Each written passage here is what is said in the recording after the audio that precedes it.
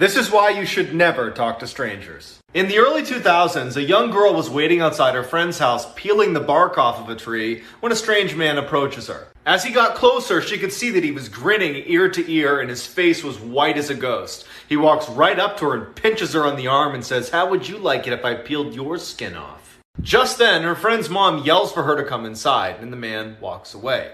It would be years before the girl's mother would finally tell her who this man really was. Her friend's mom had seen the man pinch her on the arm and had immediately called the police, who quickly rounded this guy up. Plastered all across the inside of his van were dozens of pictures of this girl. But what they found in his storage locker is straight out of a nightmare. In the locker was a chair with hand and arm restraints. Next to it was an anatomy book and hundreds of torture tools.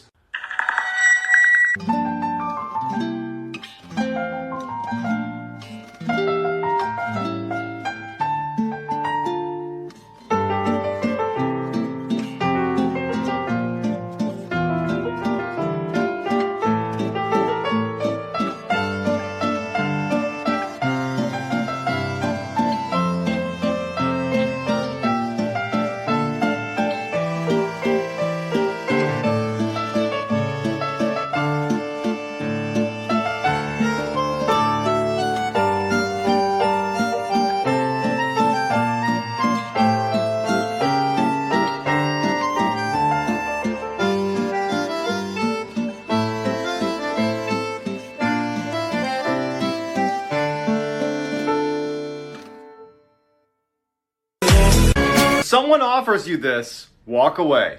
In 2016, a man was staying at his friend's cabin in the woods when he decided to go for an evening stroll. A little ways down the trail, he hears someone call out from behind his neighbor's house. He looks up and he sees this skinny guy pop out from behind the building who starts waving frantically at him to come over. Worried this guy could be in trouble, the man takes off running to assist. But when he gets close enough, the neighbor just offers him a fistful of Slim Jims and starts talking about how much he hates his wife. Sensing there was something wrong with this guy, he says no thank you to the Slim Jims and walks away. The next day, the man calls his friend who owned the cabin to ask him what the deal was with his weirdo neighbor. There was silence on the phone, and then his friend just says, "I don't have any neighbors." The police are called, and it turns out his neighbor was really some lunatic who had recently killed his wife and had been hiding out in the abandoned cabin next door.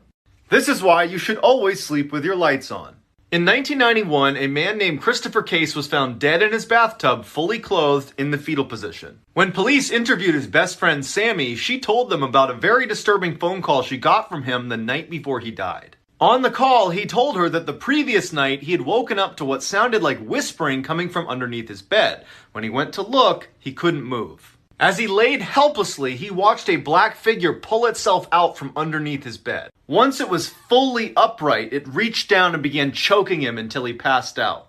The next morning when he came to, he felt his neck and it was swollen and bruised. And then he saw blood on his hands and he saw that there were deep, uniform incisions on each of his fingertips. As he's saying all this to Sammy and telling her how scared he is to go to bed that night, he suddenly stops and he says, "I hear whispering outside my room." Then the phone went dead.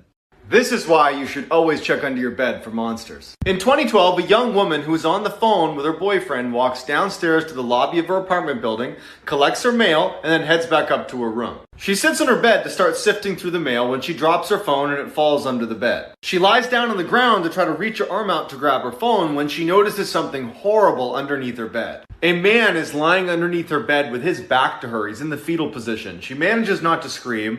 She grabs her phone and says to her boyfriend, "Hey, I gotta go shower. I'll call you back." And she quickly runs into the bathroom, locks the door, turns on the shower, and then jumps out her first floor window. Once she's safely across the street, she calls the police, who quickly arrive, and they go inside and they come out with a deranged, skinny-looking man. Before they take him away, one of the officers walks over to her with a very grim look on his face. He looks at her and he just says, "We found him standing outside of your bathroom holding a knife. He was waiting for you." This is why you should always trust your parents. In 1990, a father and his 15-year-old son worked together at a gas station in Florida. One night, the boy was sitting outside on a break when he saw a crazy-looking woman walking towards the store. They were in a high-crime area and it was very late, so the boy turns around to look through the glass at his dad to see what he should do. His dad took one look at the woman and just shook his head, "No, do not help her." The woman walks up to the boy and says, "Hey, my car's broken down. Can you give me a ride?" Before the boy can answer, his dad bursts outside and says, "You need to leave here immediately." Angrily, the woman turns and leaves, cussing them both out the whole way. 1 year later, the boy's in his room at home when his dad calls from the other room and says, "You gotta come in here and look at the TV." On the screen was the same woman from the gas station. Better known as Eileen Warnos, she was a serial killer who used to pick up her male victims at gas stations in Florida. She was later put to death.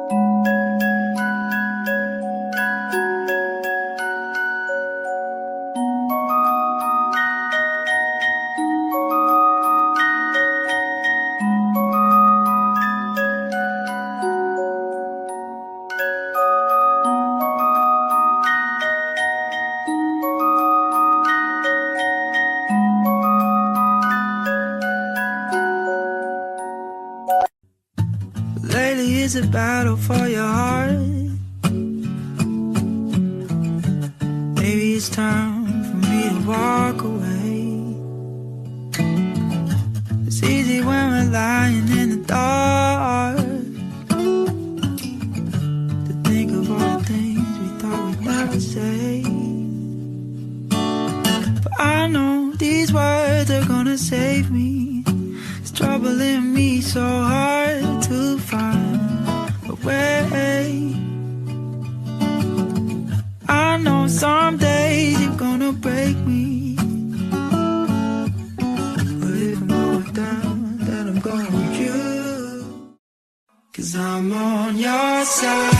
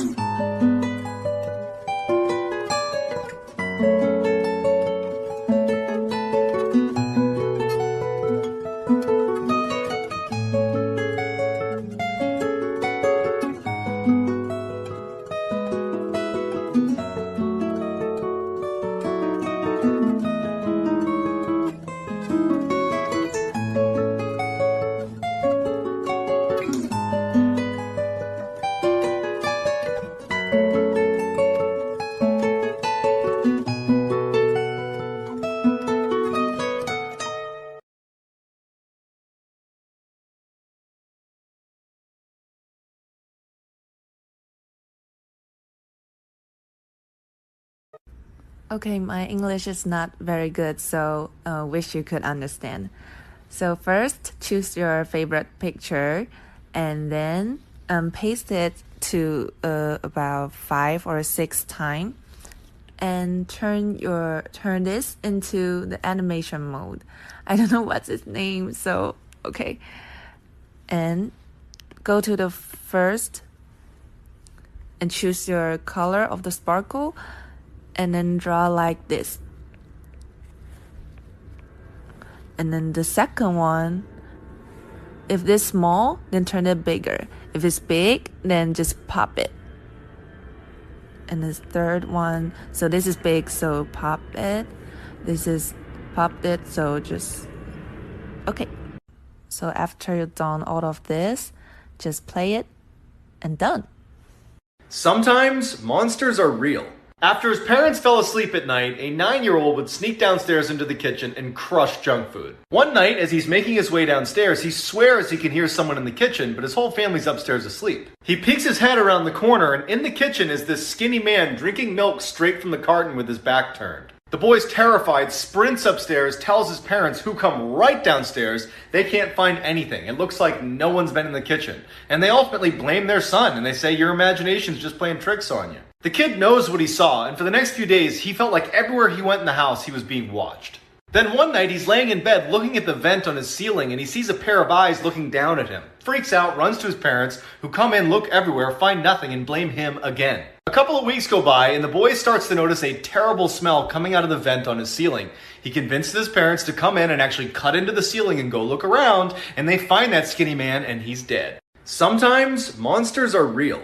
After his parents fell asleep at night, a 9-year-old would sneak downstairs into the kitchen and crush junk food. One night, as he's making his way downstairs, he swears he can hear someone in the kitchen, but his whole family's upstairs asleep. He peeks his head around the corner, and in the kitchen is this skinny man drinking milk straight from the carton with his back turned. The boy's terrified, sprints upstairs, tells his parents, who come right downstairs, they can't find anything. It looks like no one's been in the kitchen. And they ultimately blame their son, and they say, your imagination's just playing tricks on you. The kid knows what he saw, and for the next few days, he felt like everywhere he went in the house, he was being watched.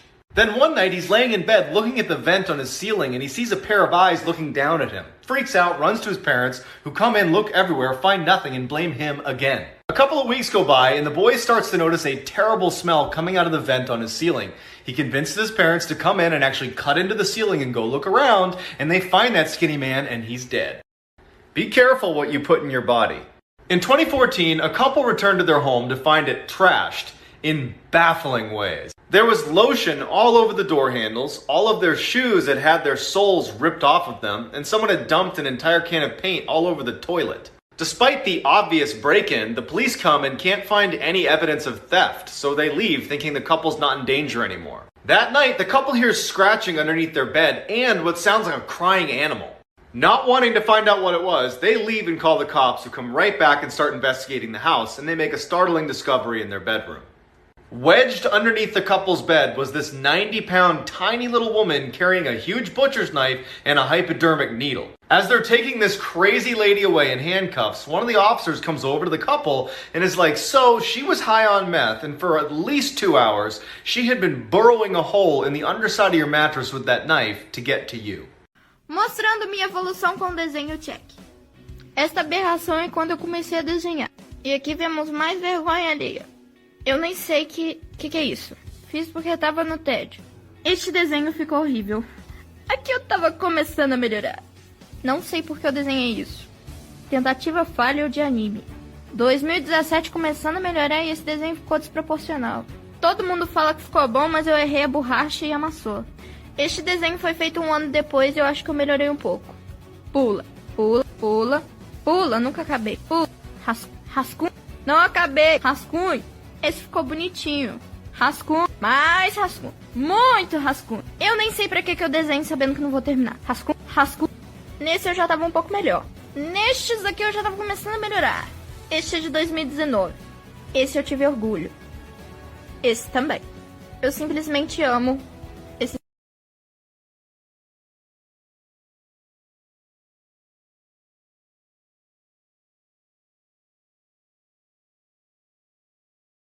Don't read the comments, it will spoil the very satisfying ending. In 1999, a 20-year-old kid was obsessed with this 16-year-old girl, but she wasn't into him. Frustrated, he breaks into her house and demands that she dates him. When she refuses, he kills her. And then he kills her 14-year-old sister too. Or so he thought. The 14-year-old survived and easily identified Paul Powell as the killer. Powell showed no remorse in court and even called the victims stupid. When he was sentenced to death, though, his attitude changed and he cried and begged for mercy. And unfortunately, mercy would come in the form of a legal loophole that switched his death sentence to a life sentence. Believing he was safe from the death penalty because of double jeopardy, he wrote this ridiculous letter to the prosecuting attorney, basically admitting to every single detail of the crime, kind of bragging about what he got away with. So the attorney just takes the letter, gives it to a judge. The judge looks at it and says, "Yep, there's new evidence here," orders a new trial, and immediately this dude is resentenced to death. And a few months later, this lowlife was executed.